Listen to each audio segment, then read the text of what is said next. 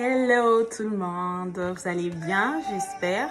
Moi, ça va super bien par la grâce de Dieu.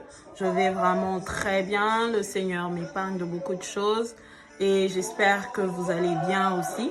Alors, aujourd'hui, nous allons un peu parler, un peu plus de plusieurs choses à la fois. Mais déjà, je voudrais remercier le Seigneur et bénir le Seigneur parce qu'il me permet de pouvoir faire cette vidéo. Alors,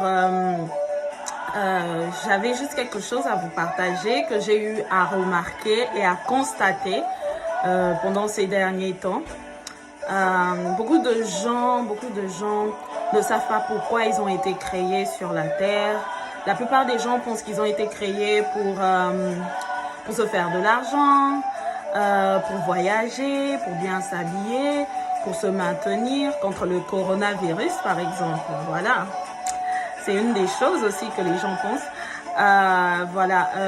Pour faire ce que eux ils veulent et tout ça et tout. Pour faire ce que eux ils veulent dans la vie et dans autre chose.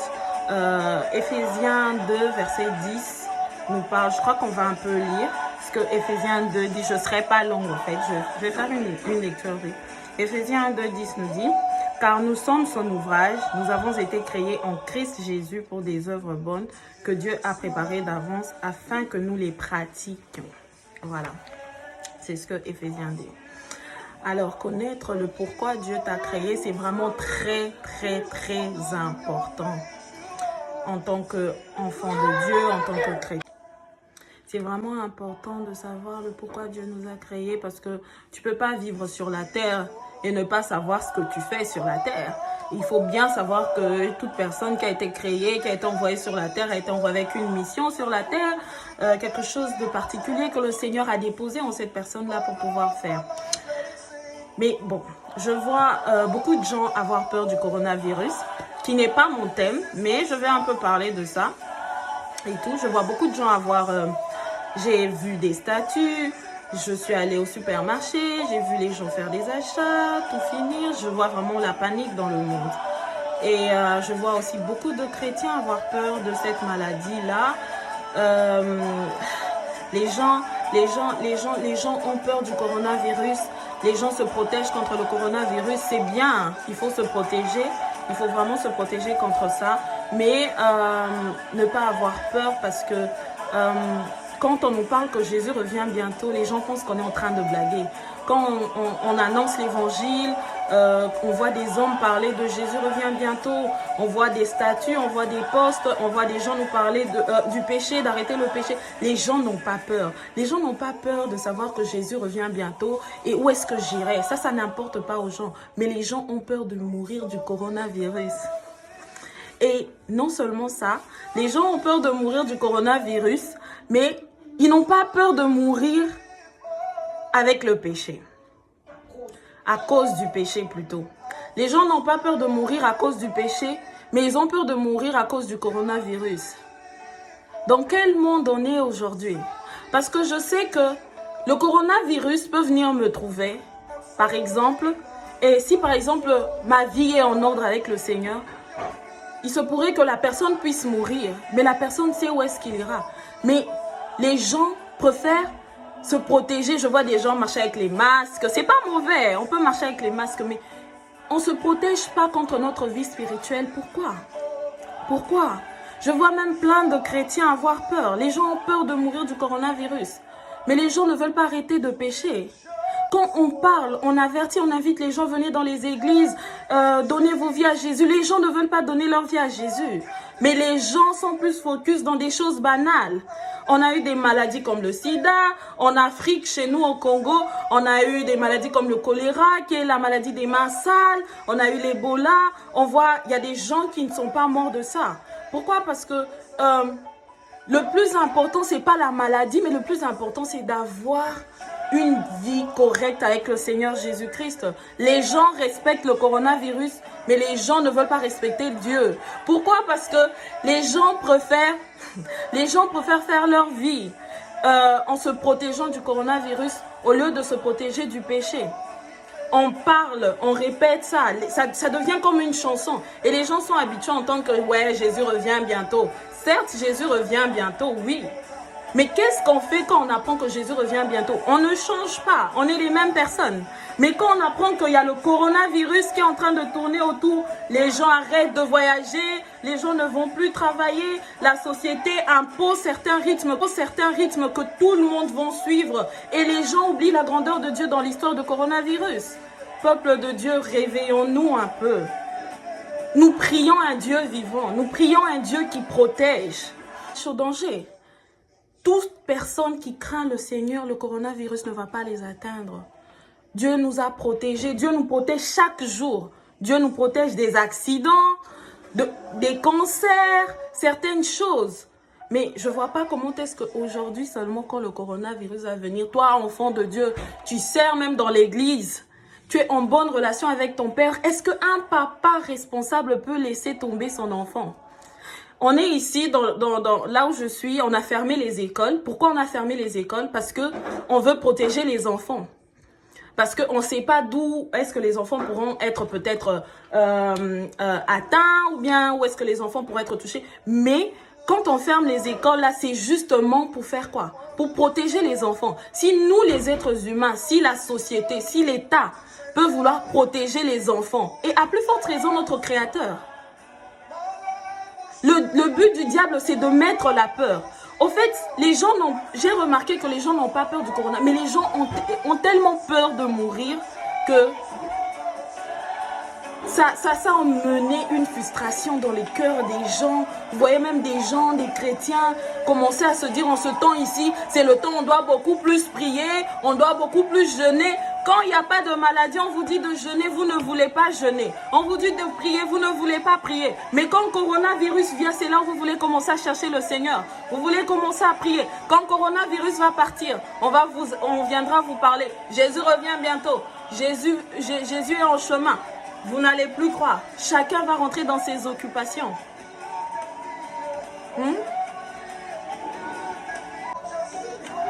Voilà pourquoi je dis... si tu connais le pourquoi on t'a créé, tu n'auras pas peur de quoi que ce soit sur la terre. Parce que connais le Dieu de ton appel. Connais ce que Dieu a mis en toi. Connaître pourquoi tu as été créé. Ne pas vivre au hasard sur la terre. Tu n'as pas été créé seulement pour te marier, pour faire des enfants, Non. Mais il y a quelque chose que Dieu t'a envoyé faire sur cette terre.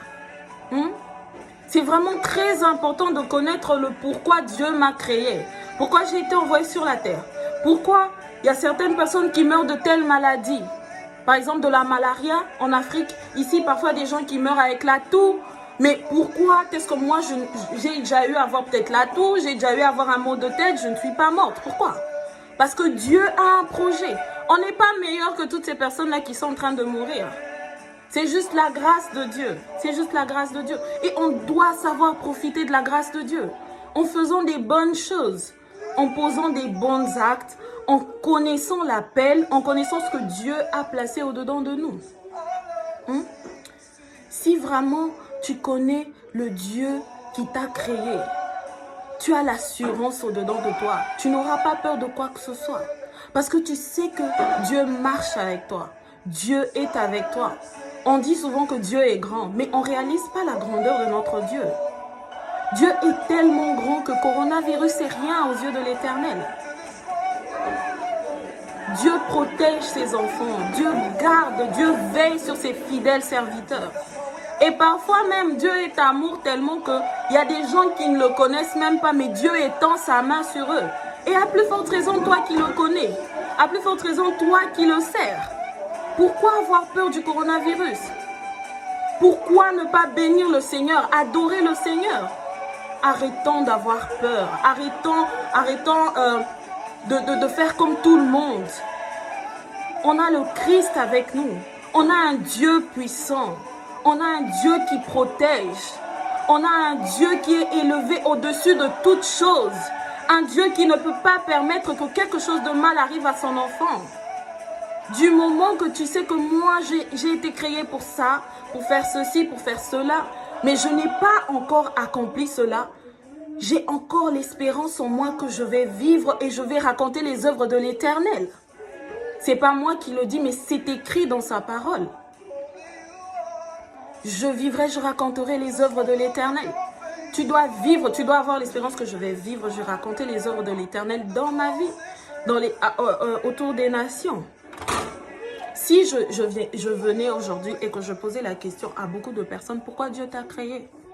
Beaucoup de personnes ne savent pas ce qu'ils font sur la terre. C'est pour ça qu'on voit les gens faire n'importe quoi. On voit les gens s'embrouiller, les gens penser qu'à se faire de l'argent, ne penser qu'à eux-mêmes.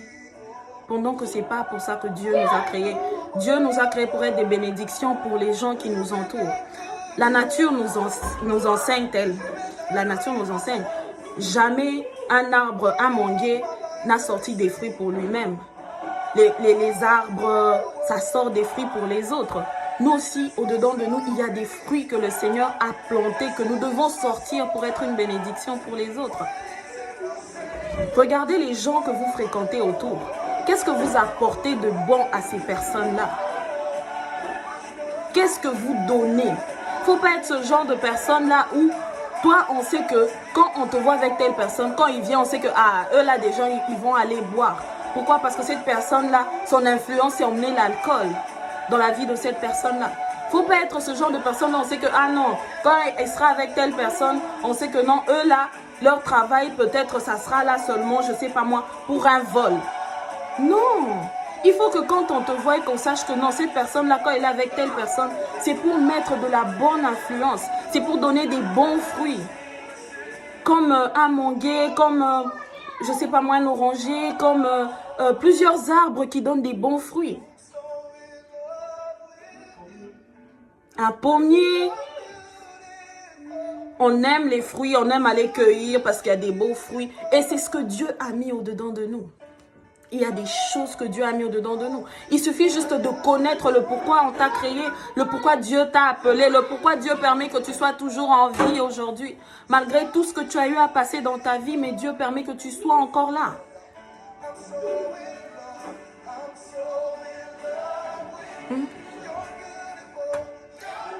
Découvrir ta personne et ton appel, c'est vraiment très, très, très important. Je vous donnerai aussi de voir Matthieu 5, 13.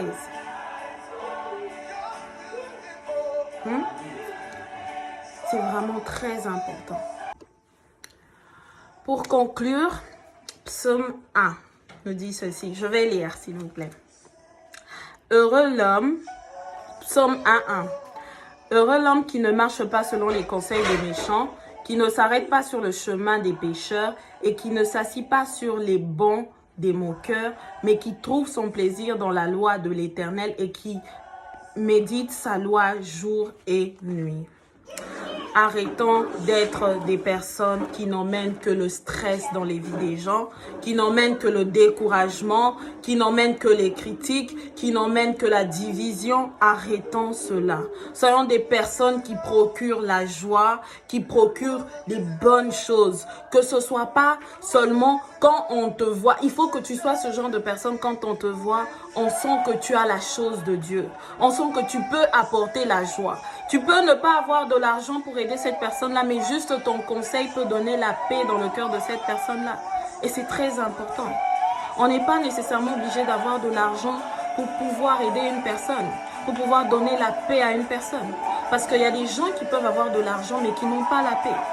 Mais qui ont juste besoin d'une seule parole. Nous avons tous, toute personne a été créée pour être une bénédiction pour une seule personne. Même si ce n'est pas pour plusieurs personnes, mais il y a une personne que Dieu a mis à côté de toi que tu dois bénir. Mais tu dois d'abord découvrir qui es-tu et pourquoi Dieu t'a créé et qu'est-ce qui sommeille en toi. Quels sont ces fruits-là que Dieu a mis au-dedans de ta personne. C'est vraiment très important. Ça va vraiment t'aider à avancer.